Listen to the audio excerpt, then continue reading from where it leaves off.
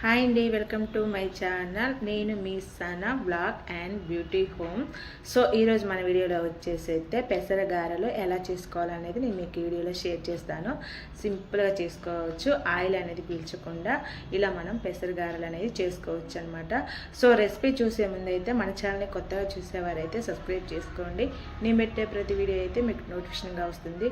So late చేయకోకుండా ఈ పెసర గారెలు ఎలా చేసుకోవాలనేది చూసేద్దాం. మరి ఫస్ట్ మనం పెసరపప్పుని నానబెట్టేసుకోవాలి. ఇక్కడ నేను 2 కప్స్ వరకు అయితే పెసరపప్పుని తీసుకున్నాను. సో ఇదంతా నేనైతే నైట్ నానబెట్టేసుకున్నాను అనమాట. సో మనకి నైట్ నానబెట్టేసుకుంటే మార్నింగ్ చేసుకోవడానికి చాలా బాగుంటాయి కదా. పెసరపప్పు అనేది కూడా బాగా నానిపోతుంది. సో అప్పుడు కూడా మన పెసర గారెలు అనేవి ఆయిల్ పీల్చకుండా చాలా బాగా వస్తాయి అన్నమాట. ఇలా నానబెట్టుకున్న పెసరపప్పుని మనం పొట్టు లేకోకుండా కడిగేసుకుందాం.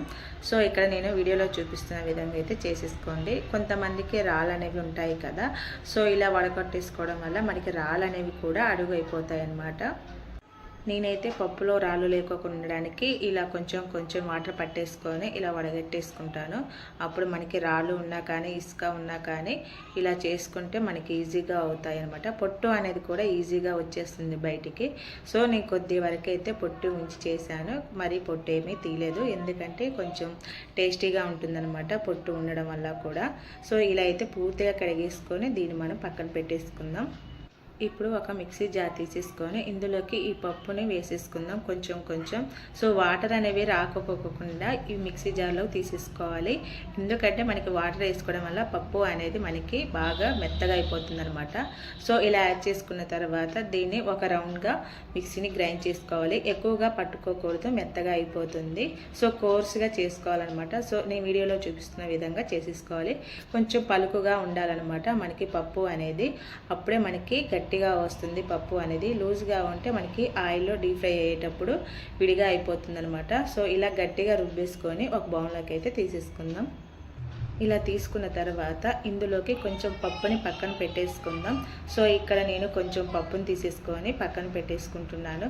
సో ఎందుకు పక్కన పెట్టుకుంటున్నానంటే ఇది లాస్ట్ వరకు అయితే వీడియో చూస్తే మీకే అర్థమవుతుంది. సో ఇలా కొంచెం తీసేసుకొని దీన్ని పక్కన పెట్టేసుకుందాం. ఇంకా ఉంది కదా మనకి పప్పు, ఈ పప్పును కూడా మనం గ్రైండ్ చేసేసుకుందాం మిక్సీ జార్లో తీసేసుకొని. ఇలా వాటర్ని అయితే వడగట్టేసుకొని తీసేసుకోవాలి. మనకి పప్పు అనేది లూజ్గా అయిపోకుండా ఉంటుందన్నమాట. సో ఎక్కడా కూడా మన వాటర్ అనేవి యాడ్ చేసుకోకూడదు. సో ఫస్ట్ టైం ట్రై చేసే వాళ్ళైతే ఇలా ఒకసారి అయితే ట్రై చేయండి, చాలా బాగొస్తాయి మీకు కూడా. సో చూడండి, మనకి వీడియోలో చూపిస్తున్న విధంగా చేసేసుకుందాం. దీన్ని కూడా నేను గ్రైండ్ చేసేసుకొని చూపిస్తాను. సో చూడండి, ఇలా కచ్చపచ్చగా అయితే గ్రైండ్ చేసేసుకోవాలి. అప్పుడు మనకి గట్టిగా వస్తుందన్నమాట పప్పు అనేది. ఎక్కడ కూడా వాటర్ యాడ్ చేసుకోవాల్సిన అవసరం ఏమీ లేదు. సో ఇలా యాడ్ చేసుకున్న తర్వాత దీన్ని కూడా మనం ఒక బౌల్లో తీసేసుకుందాం. ఇలా కోర్సుగా గ్రైండ్ చేసేసుకున్న తర్వాత ఇందులో మనం మిగిలిపోయిన పప్పు ఉంటుంది కదా, మనం ఇందాక ఒక బౌల్లో తీసేసి పక్కన పెట్టేసుకున్నాం కదా. సో ఆ పప్పుని మనం ఇలా చిదుముకుంటూ ఇందులో పప్పులోకి యాడ్ చేసుకోవాలి. ఇలా యాడ్ చేసుకోవడం వల్ల మనకి డీప్ ఫ్రై చేసుకునేటప్పుడు అక్కడక్కడ కొంచెం పప్పు అనేది తగులుతూ ఉంటుంది. సో అప్పుడు మనకి క్రిస్పీగా గారెలు అనేవి వస్తాయి అన్నమాట. సో ఇలా అయితే ఒకసారి అయితే ట్రై చేయండి. సో ఇలా యాడ్ చేసుకున్న తర్వాత ఒకసారి బాగా కలిపేసుకుందాం. పప్పు మొత్తం పప్పులో కలిసేంత వరకు ఇలా పిండిలోకి మొత్తం కలిపేసుకున్న తర్వాత ఇలా గట్టిగా అయిపోయింది కదా మనకి పప్పు అనేది. దీన్ని మనం పక్కన పెట్టేసుకుందాం. ఒక మిక్సీ జార్ తీసేసుకొని ఇందులోకి 1 ఆనియన్ని కట్ చేసుకొని యాడ్ చేసుకోవాలి.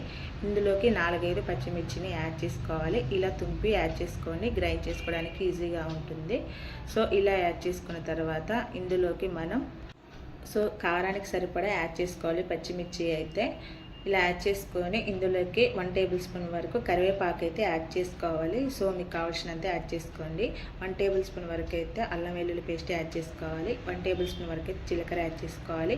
1 టేబుల్ స్పూన్ వరకు అయితే సాల్ట్ యాడ్ చేసుకోవాలి. టేస్ట్కి సరిపడా సాల్ట్ని యాడ్ చేసేసుకొని దీన్ని మనం ఒకసారి గ్రైండ్ చేసేసుకోవాలి. సో మెత్తగా అయితే గ్రైండ్ చేయకూడదు, జస్ట్ కోర్సుగా గ్రైండ్ చేసుకోవాలి, కొంచెం కచ్చాపచ్చగా. సో వీడియోలో చూపిస్తున్న విధంగా అయితే చేసేసుకోవాలి. సో చూడండి, ఇలా అయితే గ్రైండ్ చేసుకున్న తర్వాత ఇప్పుడు మనం పిండిలోకి యాడ్ చేసుకుందాం. ఇలా యాడ్ చేసేసుకొని ఈ పిండిలో బాగా కలిపేసుకోవాలి. మనకి కారం సరిపడినంత వేసేసుకోండి పచ్చిమిర్చిని. సో టేస్ట్కి సరిపడ సాల్ట్ని కూడా యాడ్ చేసుకొని దీన్ని మనం బాగా కలిపేసుకుందాం ఒకసారి అయితే. ఇలా కలిపేసుకొని మనకి పిండి ముద్దలాగా ఒక రౌండ్ లాగా తీసేసుకోవాలి. అప్పుడు మనకి గారెలు అనేవి గట్టిగా వస్తాయి అనేది మనకి తెలుస్తుంది అనమాట.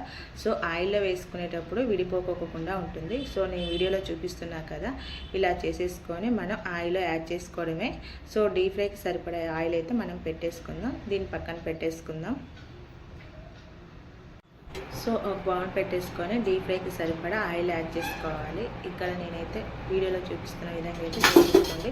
సో మనం గారెలు వేసుకునేటప్పుడు ఆ గారెలు అనేవి మునిగిపోవాలన్నమాట ఆయిల్లో. అప్పుడే మనకి గారెలు అనేవి పగలకుండా వస్తాయి. సో నేనైతే ఇలా చేసుకుంటున్నాను. కావాలంటే మీరు హోల్ పెట్టుకొని చేసుకోవచ్చు గారెలు అయితే. సో నేనైతే ఈ విధంగా అయితే చేశాను. సో ఇలా చేయండి, ట్రై చేయండి. సో చాలా బాగా వస్తాయి గారెలు అయితే. కొంచెం మీడియం ఫ్లేమ్లో పెట్టేసుకొని యాడ్ చేసుకోండి, లేకపోతే మీద పడే ఛాన్స్ ఉంటుంది కదా. సో ఇప్పుడు మన స్టవ్ని ఎక్కువగా పెట్టేసుకొని వీటిని బ్రౌన్ కలర్ వచ్చేంత వరకు డీప్ ఫ్రై చేసేసుకోవాలి. ఒకసారి అయితే మనం గంట పెట్టేసుకొని తిప్పేసుకుందాం. కొంచెం కొంచెం పిండిని యాడ్ చేసుకుందాం. సో ఇక్కడ ఆయిల్లో సరిపడినన్ని యాడ్ చేసుకుంటున్నాను. ఇక్కడ నేనైతే కావాలంటే మీరు కొంచెం తక్కువగా కూడా యాడ్ చేసుకోవచ్చు. సో ఒకసారి అయితే వీటిని కలిపేసుకుందాం. సో వీటిని వన్ సైడ్ బ్రౌన్ కలర్ వచ్చేంత వరకు వేపేసుకున్న తర్వాత మళ్ళీ 2 సైడ్ కాల్చేసుకోవాలి. అప్పుడు మనకి బ్రౌన్ కలర్ వస్తాయి, అలాగే మనకి క్రిస్పీగా కూడా వస్తాయి అన్నమాట. సో కొత్తగా చేసే వాళ్ళైతే ఇలా ఒకసారి అయితే ట్రై చేయండి. చాలా సింపుల్గా కూడా ఉంటుంది, టేస్ట్ మాత్రం చాలా బాగుంటాయి. సో ఖచ్చితంగా మీరైతే ఇలా ట్రై చేయండి ఈ టిప్స్తో అయితే ఒకసారి అయితే. సో ఈ వీడియో అయితే మీకు నచ్చింది అనుకుంటున్నాను. సో లాస్ట్ వరకు వాచ్ చేసిన వాళ్ళందరికీ చాలా thank you so much. So చూడండి, మనకి బ్రౌన్ కలర్ వచ్చిన తర్వాత నేను ఒక బౌల్లో తీసేసుకొని చూపిస్తున్నాను గారెలు. సో ఈ విధంగా అయితే వచ్చాయి. టేస్ట్ మాత్రం చాలా అంటే చాలా బాగున్నాయి. సో ఈ వీడియో మీకు నచ్చినట్లయితే ఒక సబ్స్క్రైబ్ చేసి, లైక్ చేసి, షేర్ చేయండి. సో అలాగే మన ఛానల్ని అయితే సపోర్ట్ చేయండి. లాస్ట్ వరకు అయితే వాచ్ చేసిన వాళ్ళందరికీ చాలా థ్యాంక్ యూ సో మచ్.